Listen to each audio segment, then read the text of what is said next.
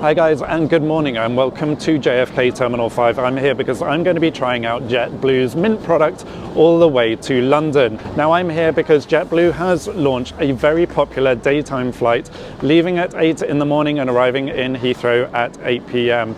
Reason it's so popular is because it really helps beat jet lag.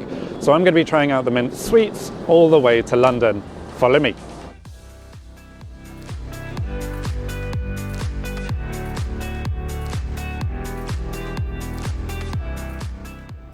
JetBlue operates from its own terminal at JFK T5, made famous by the TWA hotel just across the road.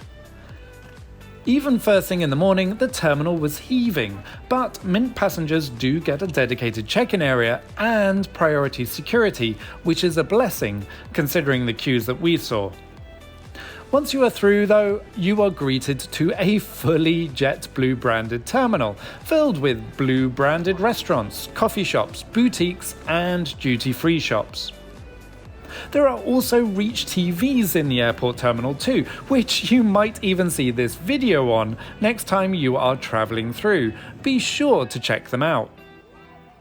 Now, JetBlue doesn't have a lounge. Yet. So, instead of waiting by the gate, there's a secret outdoor area, which is also for your pets, to get some fresh air before the flight, and that's situated beside gate 28. There's even an area for younger flyers called JetBlue Junior.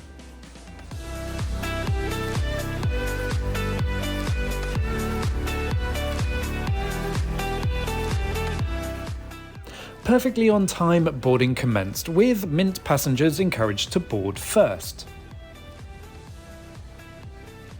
Instead of heading to the studios, the review of which you can see right here, we headed to our seat, dubbed a suite, further down the cabin. The seats are just as comfortable as the studios, with the same tuft and needle leather seats.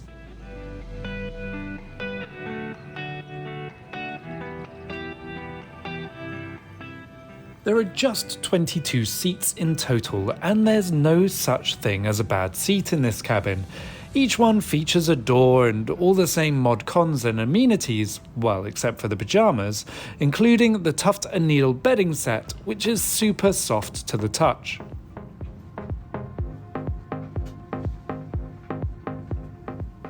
Although there is not as much storage space as the studios, there is this nifty private storage area featuring a secret Morse code pattern and a wireless charging spot, as well as USB-C and regular power points.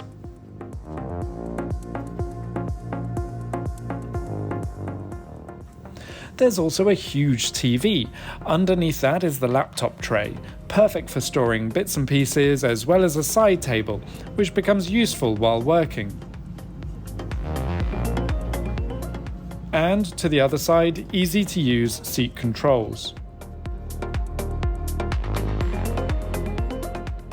On boarding, there's sparkling wine served again, which gives me something to enjoy while I look at the menu.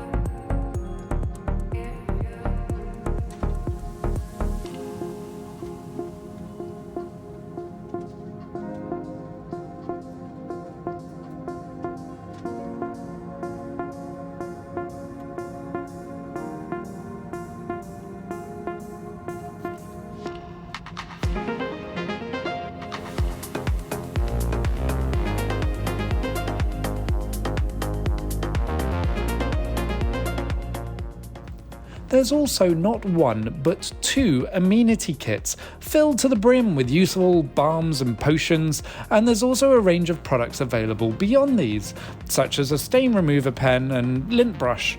Just ask the cabin crew.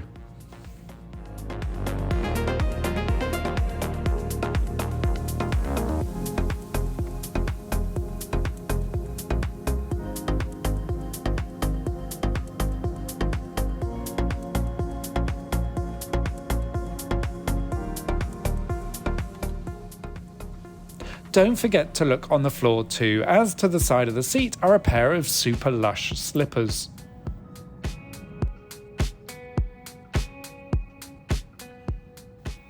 For entertainment, there's free Wi-Fi, and if you want to watch the screen, you can use the super powerful Master and Dynamic headphones.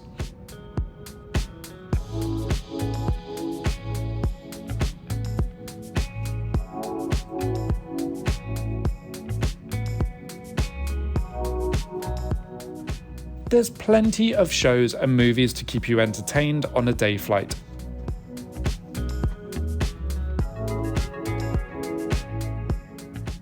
And being JetBlue, there's of course live TV.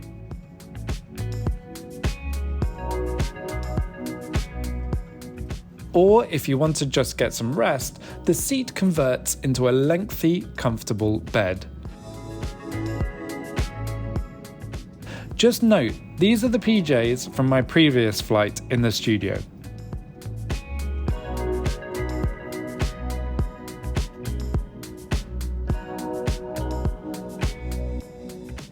To the minute, we pushed back on time and headed into the skies, and thankfully no delay on the ground at all.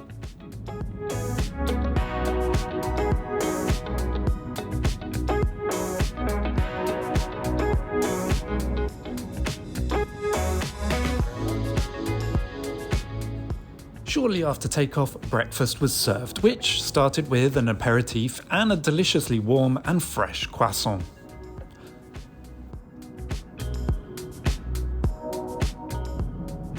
As we hit cruising altitude, the breakfast was served. Now, here's a good point to highlight how amazing the cruise service was. It was impeccable, prompt, and delivered with style and substance. As was the food. I mean, just look. Other carriers really should take note.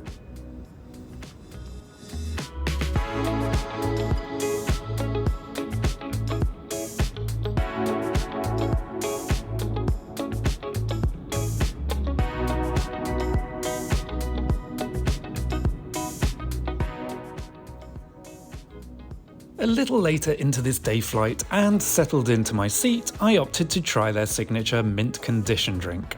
I still love the fact that these drinks are poured at the seat.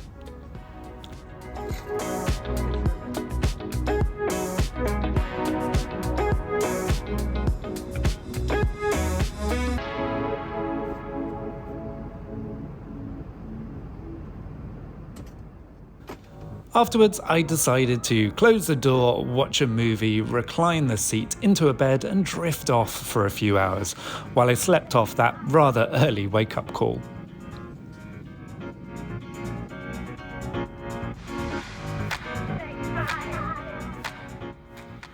After I woke, I decided to pop to the bathroom, stretch my legs, and before I knew it, a further meal was being prepared. Now, these transatlantic flights are pretty short, and that's why a day flight is also preferable, as trying to catch a few hours sleep on a red-eye is pretty tough, as I'm sure many of you know.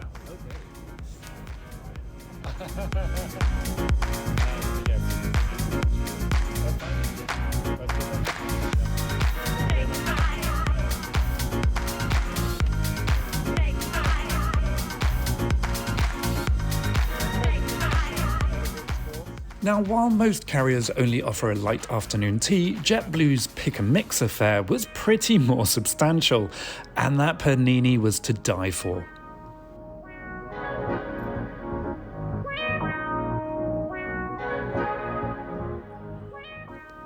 One last cocktail before we started our descent, and the flight was almost over, which passed in the blink of an eye.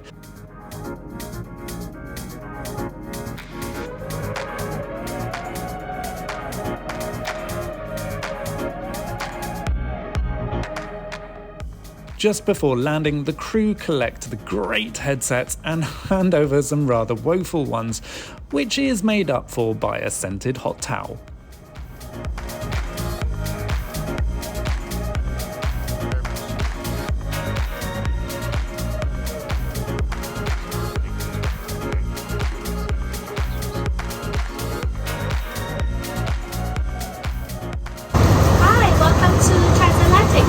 Welcome to the Mint experience. I will leave this flight with great memories, made in part by this fantastic crew. JetBlue really are a perfect challenger brand across the Atlantic, and it's great to see Paris and Amsterdam on the cards already too. They certainly will give the legacy carriers a run for their money.